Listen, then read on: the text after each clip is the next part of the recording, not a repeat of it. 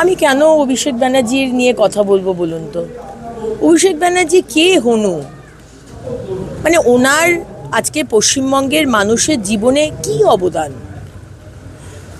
সোনার চামচ মুখে দিয়ে জন্মেছেন, আর সোনার চামচ মুখে দিয়ে দলে ঢুকে গেছেন লিফটে। সুতরাং ওনার বিষয় নিয়ে আমি উনি মমতা ব্যানার্জির ভাইপো হতে পারেন, আমার তো ভাইপো নয়।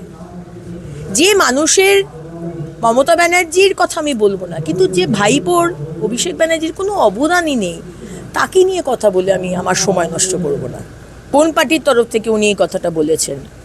কারণ টিএমসি পার্টি তো এখন নেই, এখন তো হয়ে গেছে টুকরে টুকরে গ্যাং, টিটিজি। তো উনি কি টিএমসি পার্টির তরফ থেকে এই বক্তব্যটা দিলেন, নাকি টিটিজির পক্ষে থেকে দিলেন?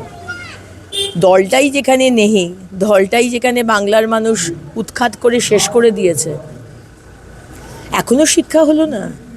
এখনো সেই দম্ভ, এখনো সেই ঔদ্ধত্য।